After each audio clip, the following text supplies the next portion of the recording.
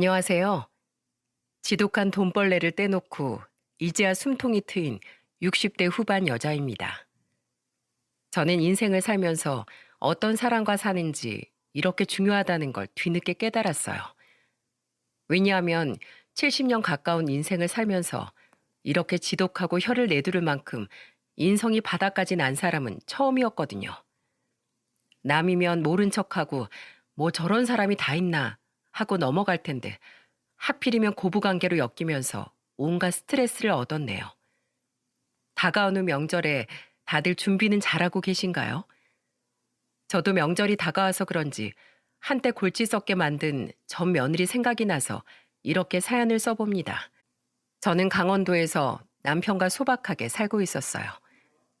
아들 둘에 막내딸까지 키우면서 남편과 욕심 부리지 않고 소소한 행복을 누리면서 행복하게 살았죠.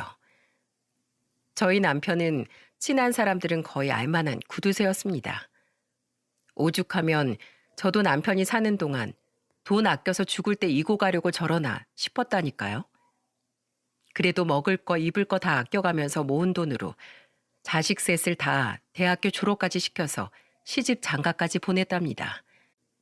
자식들끼리 우애도 좋고 부모 위할 줄도 아는 애들이라서 저와 남편은 자식들 보기만 해도 뿌듯했어요. 이 정도면 저랑 제 남편도 자식 농사 잘했다고 할 수 있지 않겠습니까? 애들이 인성 바르게 잘 자라준 것만으로도 저는 더 바랄 게 없었어요. 저는 제 자식들이 이렇게 좋은 사람으로 잘 컸으니까 분명 좋은 짝을 만날 거라고 믿었습니다. 좋은 사람 곁에는 좋은 사람이 온다는 말도 있지 않습니까? 하지만 큰아들이 뭐에 홀렸는지 정말 제 상식으론 이해할 수 없는 여자를 만났더군요. 자식 중에 가장 먼저 결혼할 사람을 데려왔던 큰아들한테 기대를 많이 했었어요.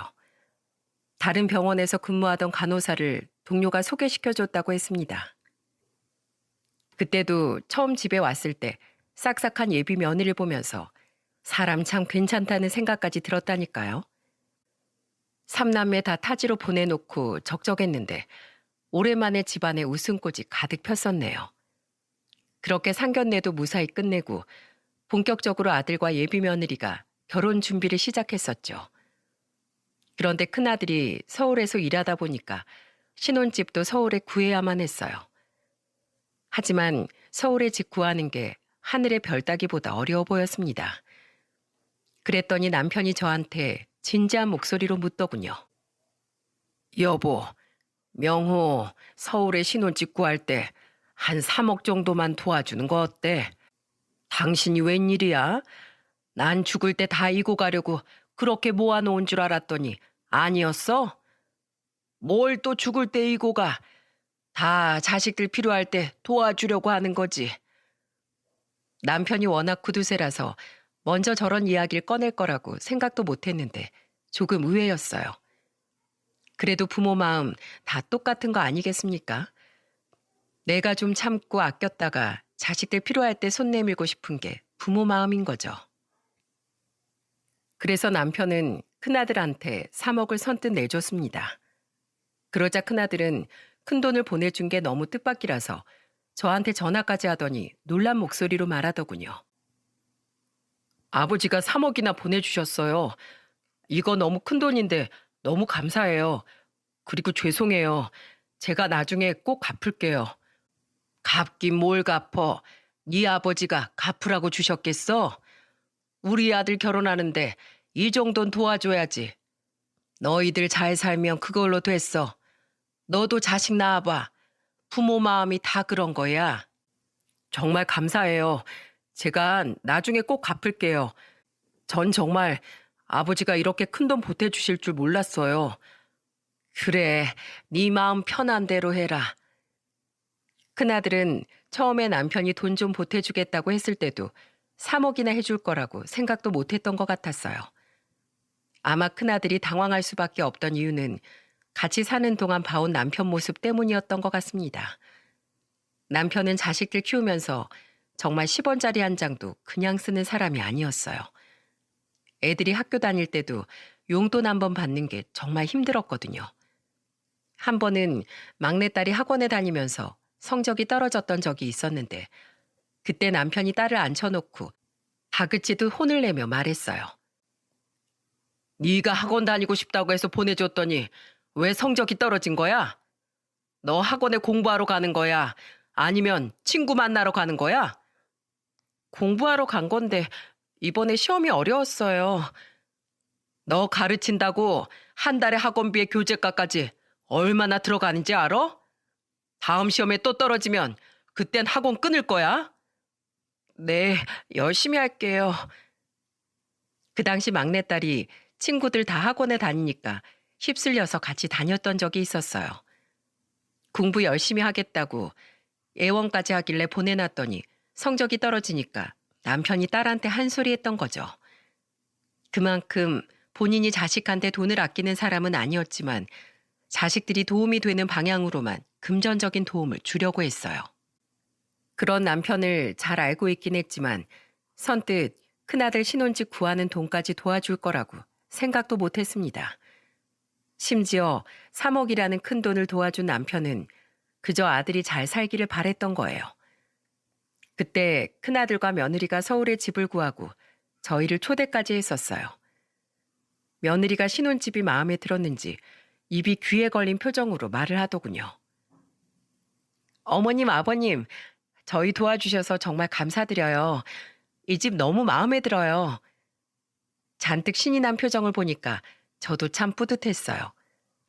그런데 옆에 있던 남편이 미안한 목소리로 말했습니다. 고맙긴 뭘. 내가 전부 다 도와주지 못해서 미안하지. 아니에요. 3억이 얼마나 큰 돈인데요. 저희 정말 충분해요. 남편은 전부 도와주지 못해서 미안하다고 했지만 며느리는 고개를 흔들면서 괜찮다고 말했습니다. 그 당시 집이 5억 정도 하는 집이었는데 저희 부부가 3억을 도와주니까 대출을 크게 받지 않아서 다행이긴 했어요. 그래서 저는 남편을 대신해서 며느리한테 말했습니다. 그 3억 우리가 평생 모은 돈이야. 그러니까 잘 살아. 알겠지? 그거 하나 바라고 도와준 거니까 서로 배려하면서 잘 살아야 한다. 네, 어머님, 아버님, 저 열심히 살겠습니다. 그때 저희를 보면서 고맙다고 하던 며느리 표정이 지금도 눈앞에 선합니다. 어찌나 고마워했으면 남편과 제가 더 못해준 게 미안했을 정도였겠어요. 하지만 이때부터 며느리는 싹이 훤했다는 걸 저희 부부는 몰랐습니다. 사람은 잠깐 겪으면 정말 그 속을 알 수 없더군요. 저희 부부가 처음 며느리의 실체를 알게 된 건 큰아들이 결혼하고 3년 뒤부터였습니다. 3년 만에 큰며느리가 첫 손자를 낳았는데 남편하고 같이 손자를 보러 서울로 갔었어요. 요즘은 며느리들이 손주를 낳으면 수고했다고 용돈을 준다고 하길래 저와 남편도 며느리 줄 용돈을 챙겨갔죠. 산후조리원을 나온 며느리가 집에서 아들과 같이 손주를 보고 있었어요. 아무래도 집안의 첫 손주다 보니까 남편이 가장 기뻐했습니다. 손주를 보자마자 남편은 품에 안아보면서 말했어요. 아이고, 우리 손자. 누굴 닮아서 이렇게 인물이 훤할꼬. 어려서부터 아주 눈, 코, 입이 훤하네. 우리 아들 닮았나? 아니면 우리 며느리를 닮았나? 남편은 손주를 안아보고 기쁜지 손자를 이리저리 살펴보더군요. 정말 눈에 넣어도 안 아플 친손자 모습에 저까지 흐뭇했어요. 그런데 갑자기 며느리가 산통을 깨는 소리를 한마디 던지는 겁니다. 아버님, 당연히 저 닮았죠. 솔직히 남편 이목구비가 봐줄 만한 이목구비는 아니잖아요. 얼굴은 그래도 제가 더 봐줄만 하잖아요. 남편 친구들도 다 제가 아깝다고 한다니까요. 며느리의 말에 저는 입이 딱 벌어졌어요. 며느리가 이쁘장한 얼굴이긴 했는데 이렇게 시부모 앞에 두고 노골적으로 말할 거라고 상상도 못했습니다. 그리고 제 아들이라서 하는 소리가 아니라 큰아들이 못 봐줄 정도로 못생긴 얼굴도 아니었어요. 꼭 꽃미남이어야 잘생긴 겁니까? 제 아들도 충분히 호감상 얼굴인데 며느리가 말을 저렇게 하니까 괜히 기분이 언짢았어요. 그래도 이제 막 산후조리원 나온 며느리한테 뭐라 할 수 없으니까 그냥 그러려니 넘겼죠. 그때 어색해진 분위기를 풀어보려고 남편이 며느리한테 봉투를 건네면서 말했습니다. 자, 애 낳느라 고생했을 텐데 이거 받아라. 아버님, 설마 저 용돈 주시는 거예요? 그래, 수고 많았다. 출산하는 게 보통 일이 아닌데 수고 많이 했다. 정말 감사합니다. 며느리는 봉투를 받자마자 열어서 얼마인지 확인을 해보려고 했어요. 그런 며느리 행동을 보고 저는 당황스러웠죠. 보통 어른이 봉투 내밀면 나중에 몰래 확인하지 않습니까? 그런데 며느리는 봉투를 받자마자 대놓고 얼마인지 손가락으로 숫자까지 세더군요. 그러더니 며느리가 봉투에 30만 원이 들어있는 걸 확인하더니 표정이 싹 변하면서 투정을 부리듯 말하더군요. 아버님, 다른 집은 출산하면 적어도 100만 원 이상은 준다고 하는데 고작 30만 원 주시는 거예요? 이 집 첫 손자를 낳았는데 30만 원은 너무 적은 것 같은데요. 지금 30만 원이 부족하다는 거냐? 그렇잖아요. 요새 물가가 얼만데 30만 원 누구 거에 붙여요. 그렇게 안 받는데 아버님 손이 작으시네요. 전 손자 낳았으니까 아버님이 명품 기저귀 가방은 사주실 줄 알았어요. 며느리는 뭐가 그렇게 억울한지 투덜거리면서 별소리를 다 하는 겁니다. 너무 황당해서 말문이 턱 막혔는데 아들이 며느리한테 호통을 치면서 말하더군요. 당신 지금 뭐 하는 거야? 우리 아버지가 그래도 당신 생각해서 주신 건데 왜 쓸데없는 소리를 해? 아니, 산후조리원에서 만난 엄마들끼리 연락하다 보면 다 시댁에서 명품 기저귀 가방 받았다는 둥, 차를 뽑아주셨다는 둥, 다 시댁 자랑하기 바쁜데 난 뭐라고 말해? 30만 원 받았다고 해? 그 사람들 자랑하려고 만나? 그것도 못 받은 사람들이 있을 거 아니야. 그리고 이 집도 아버지가 주신 돈으로 이만큼 살고 있는 거 잊었어? 당장 아버지한테 사과드려. 아들은 며느리한테 화가 났는지 크게 호통을 쳤습니다.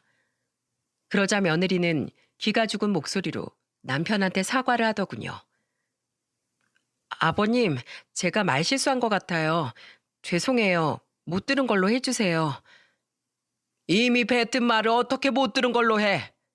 이제 애도 낳고 부모가 됐으면 말 한마디를 더 신경 써야지. 네, 죄송합니다. 저는 처음 보는 며느리의 모습에 정말 당황스러웠어요. 지난 3년을 지켜보면서 며느리가 돈을 좋아하는구나 느끼긴 했습니다. 그런데 뭐 세상에 돈 싫어하는 사람 있겠나요? 그래서 며느리도 평범한 사람들과 비슷한 수준이라고 생각했어요. 그런데 직접 겪어보니까 며느리는 좀 심하다는 생각이 들더군요. 그 무렵 둘째 아들이 결혼하면서 둘째 며느리가 생겼는데 정말 큰 며느리랑은 정반대였죠. 솔직히 큰아들 결혼 당시엔 큰며느리가 모은 돈이 없어서 남편이 도와주지 않으면 안 될 상황이라 도와줬던 것도 있었죠. 그런데 둘째네는 둘째 며느리가 돈도 착실하게 모았더군요. 그때 남편이 둘째 아들 불러서 도와줘야 될 상황이냐고 물어보니까 둘째 아들은 단호하게 말했습니다. 저희는 괜찮아요. 둘이 모은 돈에다가 대출 좀 받으면 충분할 것 같아요. 그리고 저희는 경기도라 충분하고요. 그러냐? 그래도 둘째 며느리 될 애가 돈을 꽤 모았나 보구나. 아마 아버지가 제일 마음에 들어 하실걸요? 꼭 아버지처럼 알뜰살뜰 돈 아낄 줄 아는 사람이에요. 돈도 모아본 사람이 모은다고 둘째 며느리는 정말 결혼하고도 알뜰살뜰, 살림도 야무지게 잘했습니다. 그래서 저와 남편이 보기에도 참 알차게 잘 살던 자식이었습니다. 그런데 집안에 둘 있는 며느리가 가장 비교된 순간은 손자들이 크면서부터였어요. 저도 처음엔 며느리들 비교하고 싶지 않았습니다. 하지만 집안의 식구들이 전부 모이면 정말 눈에 띄게 비교될 수밖에 없었습니다. 그때 새해라 온 가족이 모였었는데 그때 큰 손자가 3살, 둘째 며느리 손자는 이제 돌이 지났을 때였죠. 남편은 새해 오랜만에 본 손자들을 보면서 돈을 꺼내들면서 말했습니다. 아이고, 우리 손자들 얼마나 컸는지 볼까? 우리 큰 손자 발이 부쩍 컸네. 자, 용돈. 그래서 남편이 용돈으로 5만 원을 줬습니다. 그리고 둘째 손자를 보면서 남편은 신난 목소리로 말했습니다. 아이고, 우리 애기는 언제 클고. 자, 이거 잘 가지고 있다가 더 크면 깎아 사 먹어라. 이제 겨우 돌이 지나서 걸음마도 겨우 시작하는 둘째 손자한테 5만 원을 주면서 말했어요. 온 가족이 흐뭇하게 웃으면서 아이들을 보는 순간 갑자기 큰며느리가 산통을 깨면서 소리쳤습니다. 아버님, 왜 애들 용돈을 똑같이 주세요? 손자들 똑같이 용돈 주는 게 왜? 뭐가 문제 있니? 우리 아들이 2살이나 더 많은데 당연히 장남 손자한테 5만 원 더 주셔야죠. 이렇게 똑같이 주실 거면 왜 용돈을 주세요? 당연히 차별되게 주셔야죠. 둘 다 내 손주들인데 왜 차별을 해? 너야말로 그 생각부터 고쳐. 아버님 왜 화를 내세요? 다른 집안들은 다 장남한테 더 못 챙겨줘서 안타까워하는데 왜 아버님은 맨날 공평하게 나눠주려고만 하시냐고요? 난 그런 거 없어. 지금이 어느 시대인데 장남을 따져? 나한텐 다 같은 자식이고 다 소중한 내 자식들이야. 난 차별 없이 우리 손주들 예뻐할 거야. 그러니까 더 이상 나한테 장남이 어쩌고 저쩌고 하지 마. 아, 왜 좋은 날 그런 얘기를 해서 분위기를 망쳐? 꼭 그렇게 매년 초를 쳐야겠어? 그럴 거면 오지 말어. 남편은 그동안 쌓인 게 폭발한 듯 며느리한테 소리를 질렀어요. 남편 말처럼 큰며느리는 집에만 오면 사고뭉치였거든요. 이런 식으로 큰며느리가 분위기를 망치면 둘째 며느리가 나서서 수습하기 바빴습니다. 둘째 며느리는 노발대발 화를 내는 남편을 진정시키면서 말했어요. 아버님, 저희 애는 아직 어려서 5만 원이 뭔지도 몰라요. 그러니까 큰 손자 더 챙겨주세요. 아니다, 됐다. 손주들 똑같이 줄 거야. 새해잖아요. 저희 애는 나중에 크면 주세요. 기분 푸시고 나중에 챙겨주세요. 둘째 며느리는 그 순간 남편이 둘째 손자 주머니에 넣어준 돈을 꺼내 큰 손자한테 주더군요. 그만큼 둘째 며느린 현명하고 상황 판단이 빨랐습니다. 그리고 집안에 분란이 일어나면 늘 나서서 상황을 정리하던 역할이었어요. 그야말로 맏며느린 문제하고 둘째 며느린 해결사였답니다. 이렇게 극명하게 다른 두 며느리를 보면서 비교를 안 할 수 있겠습니까? 오죽하면 제 딸도 큰 며느리를 보면서 불평 섞인 말들을 하더라고요. 엄마, 아빠한테 큰오빠 새언니한텐 돈 주지 말라고 해. 난 진짜 저 언니처럼 돈 좋아하는 사람 태어나서 처음 봤어. 한두 번도 아니고 모일 때마다 왜 저러는 거야? 한 번만 더 엄마 아빠한테 말 함부로 하면 내가 진짜 가만히 안 있을 거야. 난 시집 가면 절대 저렇게 안 할 것 같은데 대체 무슨 깡으로 저러고 살까? 결혼을 앞둔 딸도 혀를 차면서 말할 만큼 큰며느리 행동은 이해가 안 갔어요. 정말 매년 식구들만 모였다 하면 큰며느리의 충격적인 말에 다들 어리 나갈 정도였습니다. 특히 남편이 제일 스트레스를 받고 힘들어할 만큼 큰아들한테 신경을 많이 썼어요. 아무래도 아들이다 보니 힘든 일이 있어도 부모한테 쉽게 털어놓지 않아 속이 타들어갔습니다. 그렇게 시간이 8년이 지났을 즈음 큰 사고가 터지고 말았어요. 새벽부터 늦은 저녁까지 일하고 집에 오던 남편이 졸음운전으로 교통사고가 난 겁니다. 하루 종일 일하다 보니까 졸음을 이기지 못한 남편이 전봇대를 들이받고 허망하게 세상을 떠났어요. 자식들은 물론이고 저도 정말 황망하고 힘들었어요. 처음엔 너무 놀라 이 모든 게 꿈인 줄로만 알았습니다. 하지만 응급실에 실려온 남편 얼굴을 확인한 순간 저는 절망적이었어요. 항상 우리 가족들만 생각하고 평생을 구두쇠처럼 살던 남편인데 이렇게 쉽게 떠난다는 게 어이가 없었습니다. 장례식장에서 전 바닥을 치면서 목 놓아 울었어요. 이 사람아, 이렇게 가려고 그 세월을 다 가족들한테만 헌신하고 산 거야? 마음 편하게 여행도 제대로 못 가본 사람이 이렇게 가면 어떡해? 난 어떻게 살라고 이렇게 가는 거야?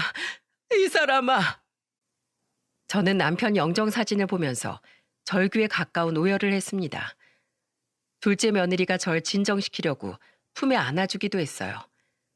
하지만 남편이 떠난 현실을 인정하고 받아들이는 게 정말 어려웠습니다. 저는 장례식 내내 제 가슴팍을 내려치면서 우는 거 말고 할 수 있는 게 없었어요. 그렇게라도 해야 떠난 남편을 보내줄 수 있을 것 같아 목 놓아 울었습니다. 하지만 한평생 서로만 믿고 살아왔는데 쉽게 보낼 수 있었겠습니까? 장례가 끝나고 집에 왔는데 곳곳에 남겨진 남편 흔적을 보면서 정말 믿기지 않았어요. 심지어 삼남매 모두 결혼하고 난 뒤라서 정말 저 혼자 남게 된 거예요. 온 가족이 살아온 강원도 집에서 이제는 혼자 남은 생을 보내야 한다는 게 절망스러웠습니다. 시간이 지날수록 남편이 잊혀지는 게 아니라 빈자리가 더 크게 느껴졌어요.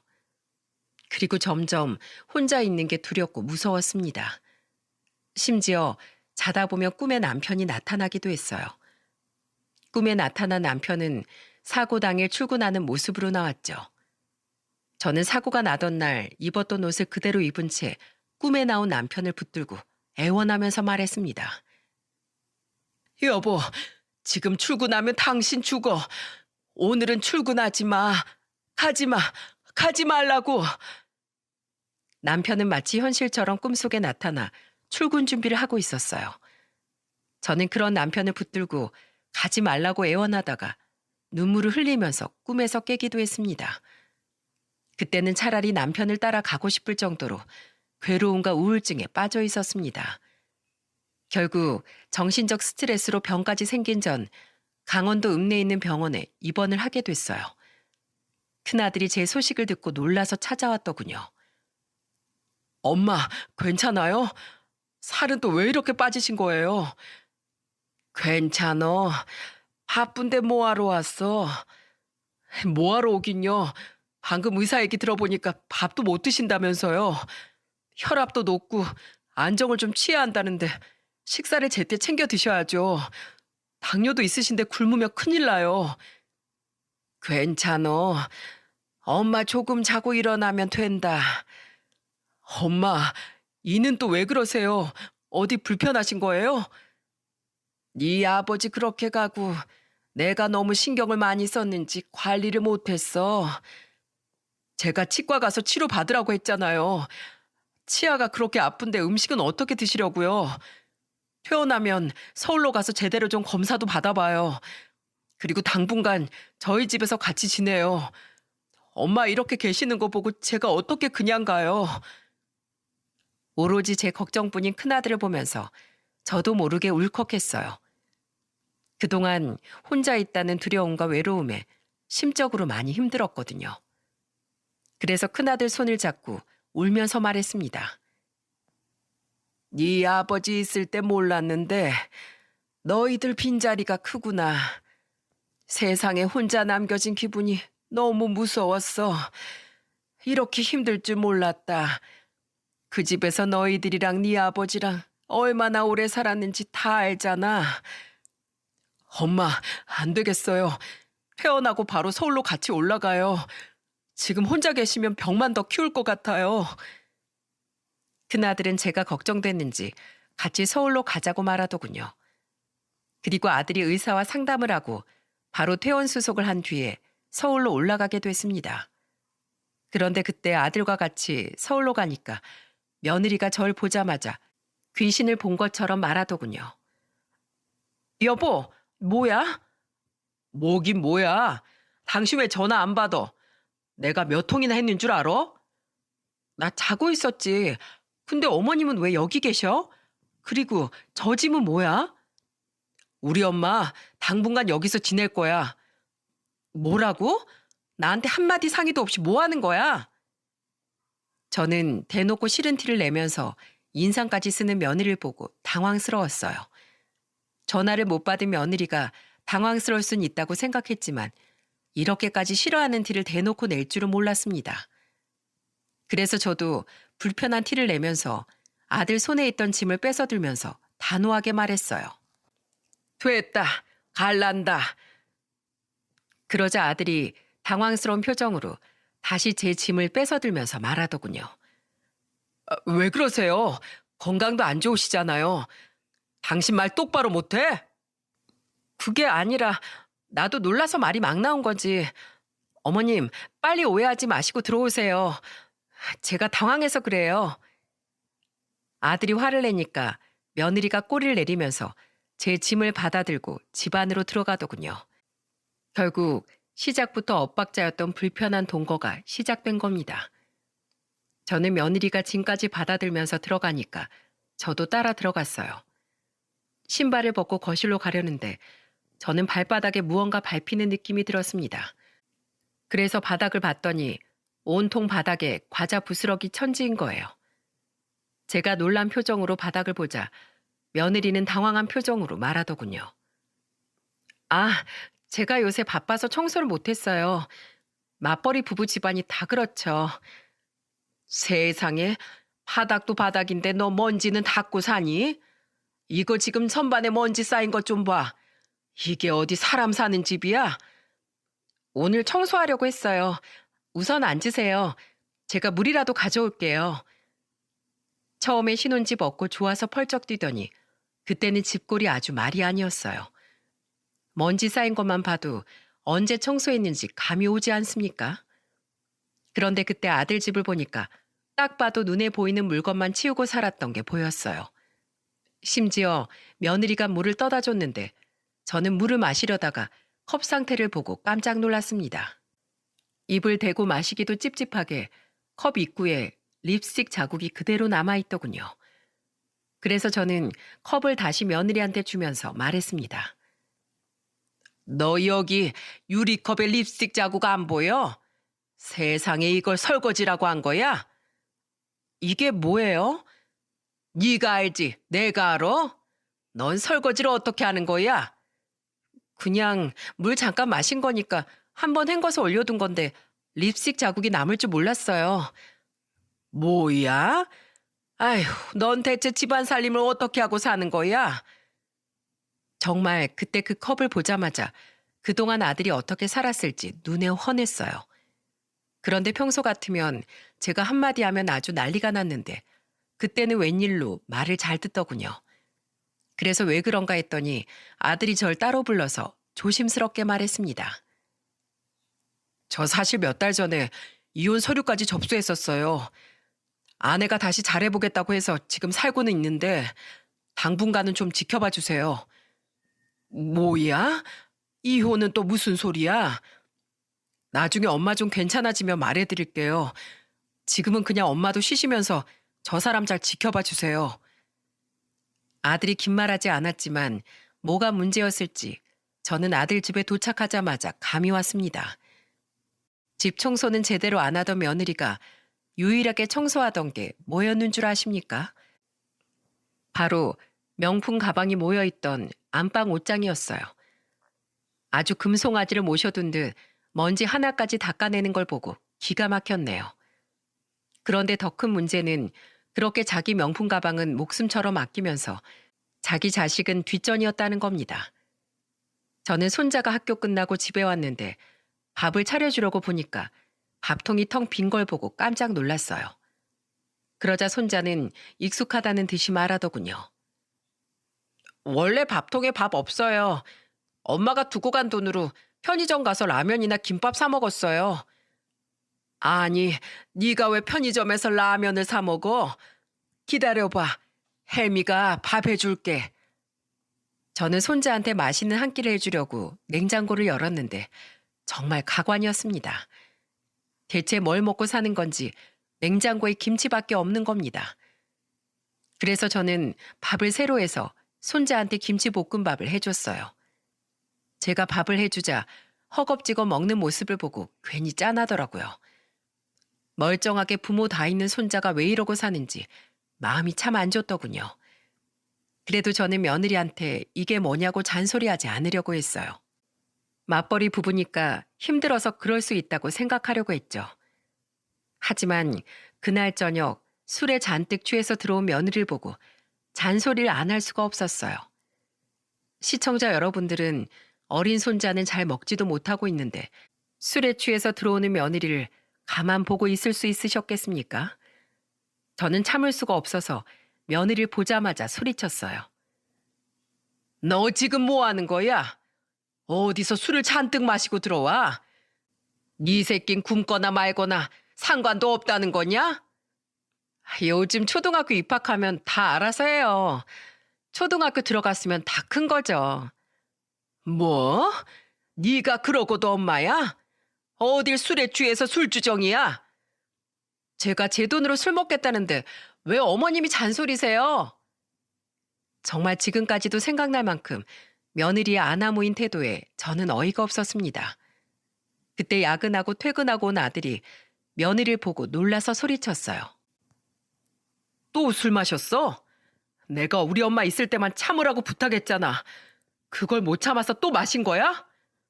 내가 왜 참아? 내 집인데. 입 다물고 제발 들어가. 엄마 죄송해요. 제가 이 사람 정리할 테니까 먼저 주무세요. 내일 병원 가셔야죠. 아들은 술 취한 며느리를 데리고 안방으로 갔어요. 정말 저는 황당하고 기가 막혀서 정말로 속이 갑갑했습니다. 그제야 저는 아들이 왜 며느리와 이혼 문턱까지 갔는지 이해가 갔습니다. 그리고 다음날 아들은 저와 같이 이것저것 검사를 받으러 미리 예약한 병원으로 갔습니다. 저는 아들이 속상할까봐 자세히 묻지 않았어요. 저를 위해서 연차까지 내고 같이 가준 아들한테 고마웠죠. 여러 병원에 다니면서 검사를 받고 저는 치과까지 다녀왔는데 임플란트를 5개나 해야 하는 상황이었어요. 3개만 하면 될 줄 알았는데 안에 썩은 게 많아서 늘어났던 겁니다. 저는 병원을 나오면서 아들한테 말했죠. 명우야, 나 임플란트 3개만 해도 괜찮어. 내가 먹으면 뭐 얼마나 먹는다고 그래? 하는 김에 다 하세요. 그럴수록 더 미리 고쳐야 음식 잘 챙겨 드시죠. 내가 미안해서 그렇지. 벌써 날짜도 다 잡았어요. 그냥 치료 받으세요. 저 결혼할 때 엄마랑 아버지가 도와주신 거 잊으셨어요? 이거 아무것도 아니에요. 아, 곧 엄마 생신이잖아요. 제가 옷 한 벌 사드릴게요. 얼른 가요. 한참 멀었는데 벌써 뭘 사? 에이, 계절 바뀌는 김에 사는 거죠. 가요. 얼른 가요. 돈 걱정하는 저를 안심시키면서 아들은 제 옷까지 사주더군요. 남편 떠나고 처음 맞이하는 생일에 저는 그래도 아들이 있어서 든든했습니다. 그렇게 아들 덕분에 전 검사도 받고 심신의 안정을 되찾아갔어요. 그리고 임플란트까지 하고 제가 정말 호사를 누렸네요. 하지만 이런 든든함도 잠시였습니다. 제가 치료를 받고 서울에 지내는 2달 동안 며느리랑 얼마나 힘들었는지 아십니까? 아들이 준 옷을 걸어두니까 며느리가 톡 쏘아대면서 말하더군요. 어머님, 설마 이것도 남편이 산 거예요? 왜? 아들이 엄마한테 이런 것도 못 해주냐? 어머님 오시고 생활비도 많이 올랐는데 옷까지 사주면 대체 저희는 뭘로 살아요? 너 지금 나 눈치 주는 거냐? 어? 네가 어떻게 나한테 그럴 수가 있어? 저는 며느리가 하는 말이 가슴에 비수처럼 꽂혔어요. 돈 줄 때는 우리 시어머니고 아파지니까 완전히 선을 긋더군요. 그래서 저는 서러움에 노발대발 화를 냈죠. 그러자 아들이 큰 소리를 듣고 들어와 상황을 보더니 며느리를 다그치면서 소리쳤습니다. 당신 대체 어디가 밑바닥인 거야? 어? 정말 이혼하고 싶어서 이러는 거야? 아니 그게 아니라 난 돈 때문에 그렇지. 당신이 술값만 아껴도 우리 생활비 모자랄 일 없어. 알기나 해? 아들이 호통을 치면서 말하자 그제야 며느리는 꼬리를 내리더군요. 대체 이혼할 마음도 없으면서 왜 저렇게 생활하는지 도무지 이해가 안 갔어요. 그런데 정말 언제 터질지 모르던 화상 같은 사이가 터지고만 사건이 있었습니다. 그쯤 제 생일이 다가오고 있었어요. 무슨 일인지 일찍 퇴근한 며느리가 생신상을 차려주겠다고 방에서 기다리라고 하더군요. 그런데 한참 뒤 뭐가 분주하게 움직이는 소리가 들리더니 며느리가 절 불렀어요. 주방으로 가보니까 배달시킨 걸로 보이는 짜장면이 식탁에 있는 게 아니겠습니까? 그러자 며느리는 뻔뻔한 얼굴로 말했습니다. 어머님, 생신 축하드려요. 이게 다 뭐냐? 짜장면이에요. 어머님 오시고 생활비가 너무 많이 들어서 저희 결국 이번 달 생활비 빵꾸 났어요. 어머님 그동안 검사받은 병원비, 임플란트, 백화점에서 산 옷까지 다 얼만 줄 아세요? 그래도 저 며느리 역할하려고 짜장면 시킨 거예요. 생일에 면을 먹어야 오래 산다잖아요. 임플란트도 하시고 병원에서 검사까지 받았는데 오래 사셔야죠. 비아냥거리는 목소리로 말하는 며느리를 보니까 정말 황당했어요. 누가 봐도 이건 한 방 먹이는 거 아닌가요? 그래서 정말 기가 찬 목소리로 며느리를 노려보면서 말했습니다. 넌 시애미가 그렇게 우습게 보이니? 왜요? 짜장면 싫으세요? 그럼 짬뽕 시켜드릴까요? 탕수육은 못 사드려도 짬뽕은 사드릴 수 있어요. 말만 하세요. 야, 너 계속 말장난 할 거야? 말장난이 아닌데요. 솔직히 어머님 같이 사는 거 좀 불편해요. 제 입장은 생각해 보셨어요? 네가 불편했다고? 지나가는 개가 웃겠다. 됐다 됐어. 내가 내려가련다. 어머님, 그러면 그동안 남편이 어머님한테 쓴 카드값 주고 가세요. 뭐? 뭘 줘? 이거 보시고 돈 주고 가시라고요. 요즘 세상에 자식들 피 빨아 먹으려는 부모가 어딨어요? 그러니까 깔끔하게 돈 주고 가세요. 저희도 맞벌이 힘들어요. 이러면 밑 빠진 독에 물 붓기인데 줄 건 주고 가셔야죠. 저는 며느리가 준 카드 내역서를 받았습니다. 총 1,500만 원이 적힌 금액이었어요. 저는 순간 눈이 돌아서 아들한테 전화를 했습니다. 그리고 아들한테 소리치면서 말했어요. 너 빨리 튀어와. 내가 내 생일에 짜장면을 먹어야겠어? 짜장면이요? 그게 무슨 소리예요, 엄마? 오늘 내가 소고기 사놓으라고 말했는데 벌써 짜장면을 시켰다고요? 그래. 네 마누라가 무슨 짓을 했나? 네가 직접 와서 봐. 저는 전화를 끊자마자 너무 화가 났어요. 알고 보니까 아들은 며느리한테 소고기에 케이크를 준비하라고 했는데 며느리가 그걸 다 무시하고 나 한번 골탕 먹이자고 이런 짓을 한 겁니다. 그 순간에 며느리는 뭐가 그렇게 억울한지 씩씩거리고 있더라고요. 그러자 잠시 뒤 집에 온 아들이 주방 식탁에 있는 짜장면을 보고 소리쳤어요. 당신 이게 뭐야? 뭐긴 뭐야, 짜장면이지. 그동안 돈을 얼마나 썼으면 생활비까지 부족한 건데. 내가 돈 보내줬잖아. 소고기랑 케이크 사라고. 그걸 누구 코에 붙여? 그때 며느리와 아들이 싸우는 걸 보고 있자니 지금 뭐 하는 건가 싶었습니다. 그래서 저는 큰 소리로 두 사람을 말리면서 말했어요. 둘 다 조용히 해. 명호 너 이 집 해줄 때 기억나니? 3억 줄 때 돈 갚겠다고 했었지? 네, 갚는다고 했어요. 그래, 나 그 돈 받아야겠어. 3억 내놔. 제 말에 며느리가 눈이 휘둥그레져서 아들을 붙들고 물었어요. 뭐야? 그 3억을 빌린 거였어? 맞아. 그때 며느리가 아들의 말에 아차하는 표정을 지었습니다. 저는 그 순간을 놓치지 않고 재빠르게 말했습니다. 3억 내놓으면 1,500만 원 이거 줄 테니까 내 돈부터 갚어. 그리고 며느리 너 다시 나 볼 생각하지 마라. 난 너같이 개념 없는 며느리 필요 없다. 알겠어? 어머님, 그게 무슨 소리세요? 한 번 며느리는 영원한 며느리죠. 그리고 제가 소고기랑 케이크 깜짝 파티 해드리려고 사오려고 했어요. 다 필요 없다니까. 너나 사다 먹던지 해라. 그리고 당장 3억 내놔. 어머님 안 돼요. 그 돈 갚으려면 이 집 담보로 대출받아야 하는데 그럼 집 절반이 날아간다고요. 이제 집값 겨우 올랐는데 왜 그러세요? 치사하게 줬다 뺏는 게 어딨어요. 며느리가 저한테 매달리면서 말하자 아들은 며느리를 떼어내면서 소리쳤습니다. 뺐다니 빌려줬다니까? 당신이 똑바로 했으면 엄마가 이렇게까지 하셨겠어? 그리고 당신이 여기 시집 올 때 제대로 해온 거라도 있어? 뭘 잘했다고 큰 소리야? 당신은 왜 맨날 나한테만 그래? 다 같이 살자고 이러는 거잖아. 저는 아들과 며느리가 싸우는 소리가 지긋지긋해서 제 방으로 가버렸어요. 그리고 다음 날 첫 차를 타고 떠날 작정으로 짐을 챙겼죠. 아들은 그날 며느리와 아주 밤새도록 싸우다 잠잠해졌습니다. 이런 환경에서 자랐을 손자 생각에 가슴이 미어졌습니다. 큰아들 사는 꼴이 답답해서 저는 첫 차로 내려갔어요. 그리고 내려가는 길에 아들한테 문자를 남겼습니다.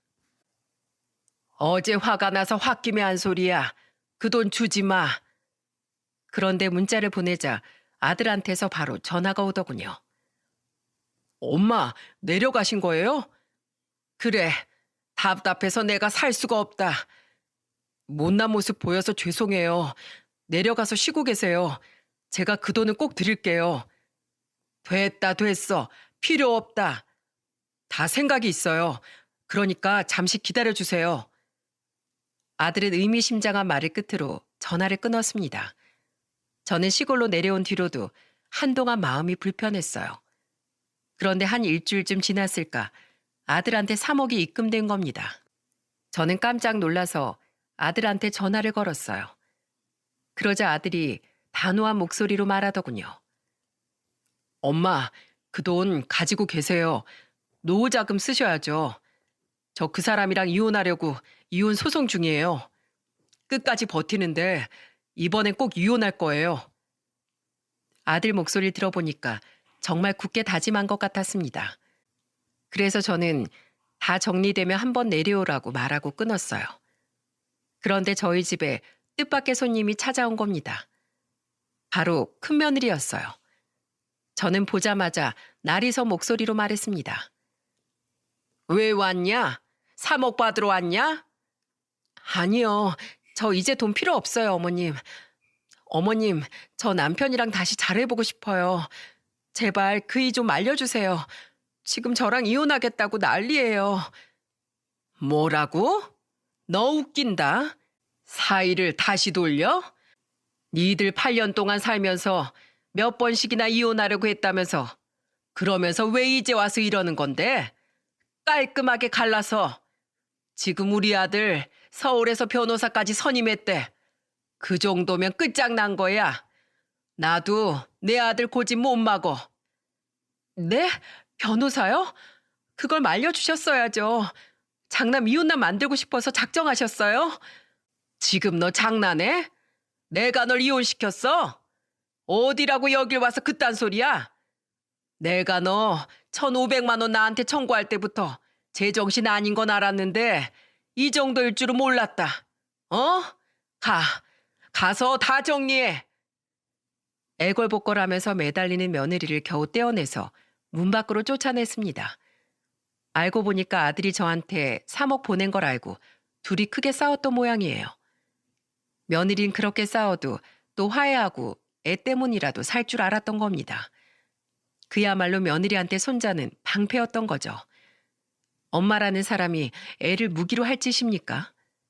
심지어 그동안 살면서 며느리는 술 먹고 제 아들한테 폭력을 휘두르기도 했다는 겁니다. 그러니 큰아들이 참다 못해서 변호사까지 선임해서 이혼 소송을 시작했던 거예요. 맨날 돈 타령하는 통에 안 그래도 노이로제 권리판에 저한테 1,500을 요구했다는 소리에 아들은 그때 마음을 먹었다고 했어요. 그리고 이혼하면서 재산 분할 때 3억도 분할 금액으로 포함될까 봐 저한테 미리 줬던 겁니다. 그동안 성격 차이가 심했지만 아들은 끝까지 가정을 지키려고 참아오다가 고쳐지지 않는 며느리의 술버릇과 돈 타령에 질릴 대로 질려버렸던 거죠. 그런데 며느리는 저 때문에 자기가 이혼하는 줄 알고 저를 설득하려고 강원도까지 왔던 겁니다. 정말 자기 잘못은 눈꽃만큼도 모르는 여자였어요. 내로남불이라는 말 있죠? 본인이 쓰는 돈은 당연하고 아들이 쓰는 돈은 용납이 안 됐던 겁니다. 그래서 저는 그때 며느리를 쫓아내면서 아주 한 끼도 안 먹이고 그대로 보내버렸어요. 그렇게 별 소득 없이 서울로 굶은 채 돌아간 며느리는 결국 이혼 절차를 밟게 됐습니다. 그런데 불똥이 저한테 튀면서 며느리가 저한테 전화해서 애원을 하는 거예요. 어머님, 제가 잘못했어요. 반성문이라도 쓰고 손이라도 들게요. 그러니까 제발 저 재결합하게 도와주세요. 재결합 같은 소리 하고 있네. 깨진 그릇 다시 붙이는 거 아니야. 인연이 여기까지인 거니까 더 이상 전화하지 마. 저는 며느리 전화를 아예 차단해버렸습니다. 그리고 한동안 정말 집 근처로 찾아올까봐 문 앞에 빗자루까지 준비해놨어요. 그런데 이혼하면서 손자가 상처받게 될까봐 가장 걱정이었는데 오히려 더 잘 지내는 거 있죠? 주말에 큰아들이랑 같이 종종 내려오는데 손자는 전보다 더 밝은 모습으로 지낸답니다. 그나마 손자가 초등학생이라서 큰아들이 회사 다니면서 키우기 무리가 없답니다. 그 엄마라는 인간은 이혼하자마자 더 이상 재결합은 물 건너갔다고 생각한 건지 손자를 거들떠도 안 보고 살아요. 아마 평생 가도 저렇게 한심하게 살 게 뻔한 여자였습니다. 그래서 한동안 아들네 집에 가서 제가 밥도 해주면서 지내기도 했어요. 시골집하고 아들집을 왔다 갔다 하면서 지내다 보니 손자가 저를 잘 따른답니다. 그 후 아들한테 받은 3억은 다시 아들한테 돌려줬네요. 은행에서 대출받은 돈이었기에 얼른 갚으라고 했어요. 끝까지 안 받겠다고 하는 통에 겨우 대출금을 다 갚았네요. 돈이야 있다가도 없고 없다가도 있는 게 돈 아니겠습니까? 3억이라는 큰 돈이 중요했던 게 아니라 두 사람 간의 의리가 중요하다고 생각했어요. 시간이 지나면 결국 부부 사이에는 돈보다 의리와 신뢰가 남는 거잖아요. 그런데 그런 작은 신뢰는 은행에 넣어둔 돈에 이자가 조금씩 붙듯이 평소 일상에서 쌓아가는 건데 큰아들 부부는 그렇지 못했던 것 같습니다. 결국 부부 사이에 가장 중요한 건 돈이 아니라 신뢰예요. 그동안 며느리가 큰아들과 잘 지냈다면 돈 앞에서 무너질 일은 없었다고 생각해요. 사람 나고 돈 났지 돈 나고 사람 난 것도 아닌데 돈에 지배받는 생활은 위험하다는 걸 이번에 깨달았네요. 없으면 없는 대로, 있으면 또 있는 대로 행복을 찾아갔으면 좋겠습니다. 이번 추석 때 온 가족이 다 모일 텐데 오랜만에 보는 만큼 돈 얘기 말고 사람 사는 이야기를 더 많이 나누면 좋겠네요. 연봉이 얼마니, 나이가 몇 살이니 같은 숫자 이야기는 빼고 우리 그동안 어떻게 지냈는지 안부 물으면서 즐거운 연휴를 보내는 건 어떨까요? 제가 사연을 보낸 것도 돈의 노예가 되면 파국이라는 걸 꼭 알려드리고 싶었네요. 이걸 계기로 큰아들과 저희 손자가 한층 더 성장했길 바라면서 여러분들의 많은 응원 부탁드릴게요. 감사합니다.